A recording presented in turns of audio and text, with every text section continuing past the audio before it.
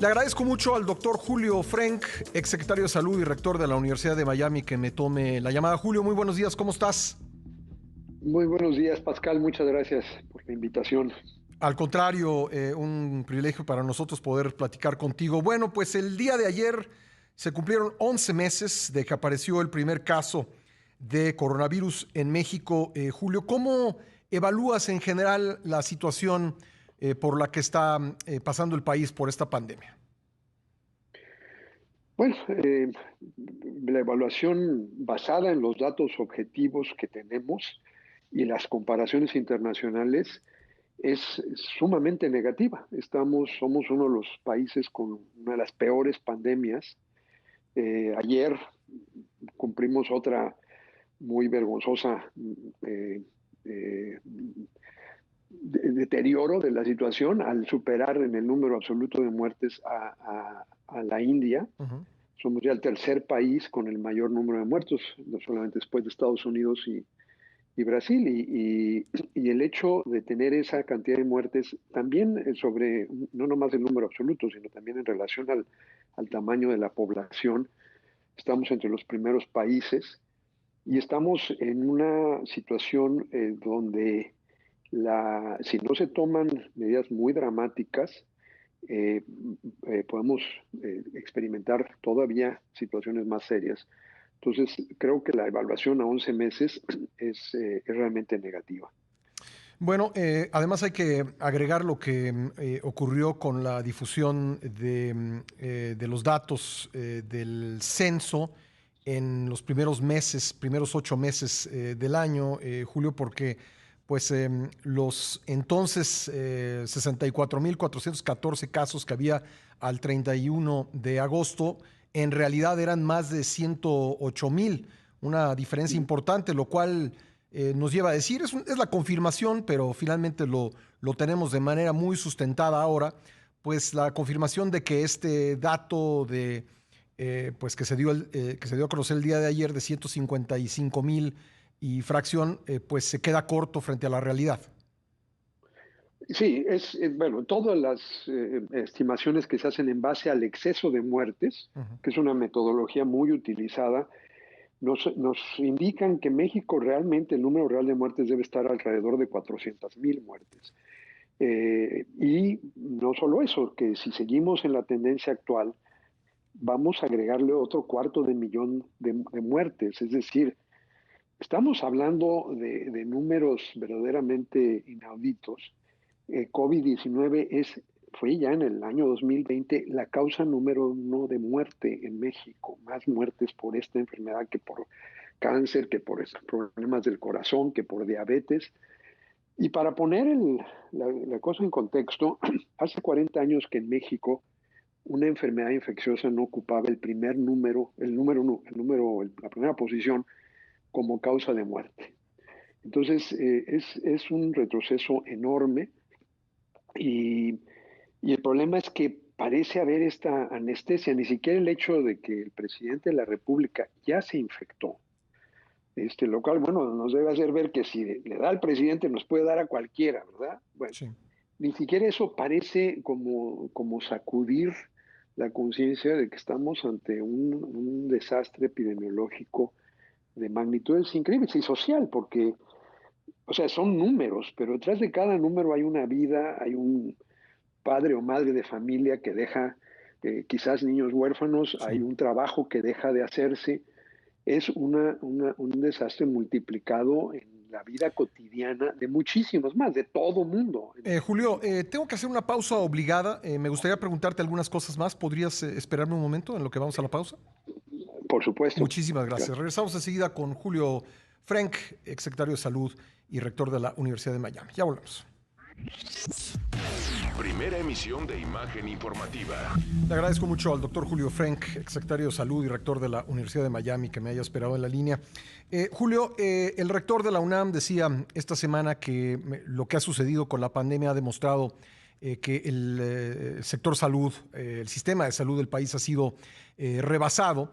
Hizo una interpretación de esto Hugo López Gatell la noche de ese mismo día, diciendo que a lo que el rector se refería es a una limitación crónica de 40 o 50 años del sistema. Pero tú acabas de decirme un dato fundamental, que hace 40 años que una enfermedad infecciosa no ocupaba la primera posición en México, sin descartar pues limitaciones que sin duda ya las tenía el sistema, pero creo que si en algún momento o por alguna circunstancia ha sido rebasado el sistema de salud, pues es en esta coyuntura. Sí, yo creo que la razón de fondo por la que estamos en una situación tan mala, entre los peores, quizás los tres peores casos en el mundo, es porque se ha politizado la pandemia, han predominado criterios políticos. Y la primera manifestación de la politización es buscar a alguien a quien echarle la culpa, en vez de asumir la responsabilidad. Ahora, primero se le echó la culpa a los malos hábitos de los mexicanos. Bueno, hay países que tienen niveles de diabetes y de obesidad más altos que México y no tienen este número de casos y de muertes. Como Egipto, por Ahora ejemplo, veía yo. Sí, Pakistán Sí. Tiene una población un poco mayor que México, tiene una incidencia mayor de diabetes y no tiene los niveles de pandemia, de muertos y casos por coronavirus que tenemos nosotros. La otra es ahora echarle la culpa al pasado, ¿no? Y decir, bueno, es culpa de lo anterior. Pero eso nuevamente, si no politizamos y usamos datos, simplemente no se sostiene.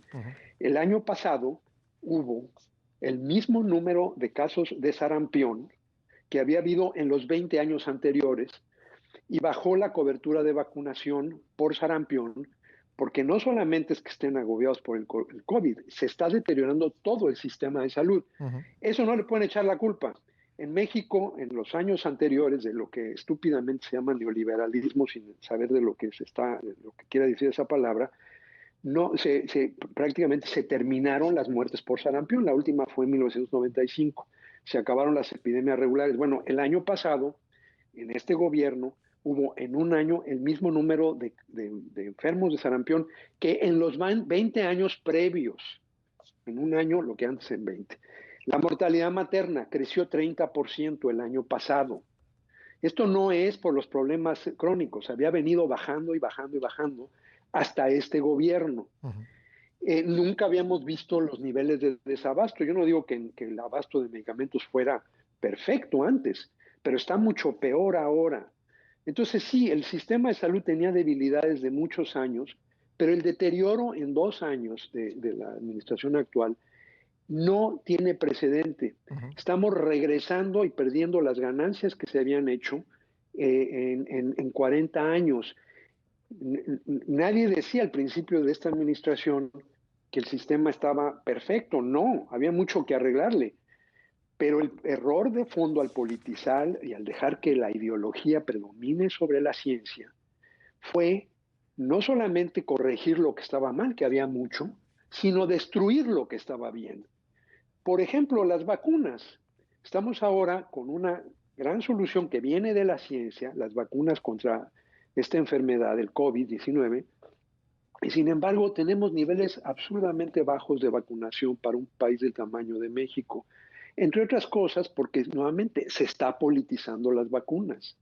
Y si seguimos en el camino de que problemas que tienen una solución en la ciencia, tratamos de politizarlos, vamos a acabar muy mal. Es lo que pasó en Estados Unidos. ¿Qué hace el presidente Biden como primera declaración? Es decir, a partir de ahora nos vamos a basar en la ciencia, no en la política. Lo que está pasando en México es lo que estaba pasando con la administración anterior de Trump en Estados Unidos. El problema es que en México no se ve ninguna intención de corregir el rumbo, a diferencia de lo que ya ocurrió, lo que está ocurriendo en Estados Hubo Unidos. una tenue Esa señal es la en el razón. mismo foro en el que estuvo el rector, decía López-Gatell que va a haber un alto en el camino. ¿Tú confías en que, pues digo, ahora que desgraciadamente se ha enfermado el presidente y que las cifras están más altas que nunca, ¿ves alguna disposición de corregir el rumbo? Pues espero que sí, pero si seguimos con la idea de echarle la culpa a alguien, esto es parte del síndrome populista. Lo hace el gobierno de México, populista, lo hacía el gobierno anterior de Estados Unidos, lo hace el gobierno de Brasil, lo hace el gobierno de Turquía. Todos estos países populistas le echan la culpa a alguien más, que en Estados Unidos le echaban la culpa a los chinos. Bueno, antes nos echaron la culpa a los mexicanos, ¿no? De todas las cosas malas que pasaban. Ahora aquí la moda es echarle, en México es echarle la culpa al pasado. Y simplemente eso yo creo que me parece nuevamente parte de la politización y de la receta por la cual las cosas van tan mal. Entonces el alto en el camino debería decir, vamos a dejar ya de politizar el manejo de la pandemia, vamos a reconocer y hablarle a la gente con la verdad, vamos a tratar de recuperar la credibilidad, vamos a tomar las acciones que la evidencia científica nos dice que funcionen, hacer ya obligatorio el uso universal del cubrebocas en todos los espacios públicos. Se han rehusado a hacerlo.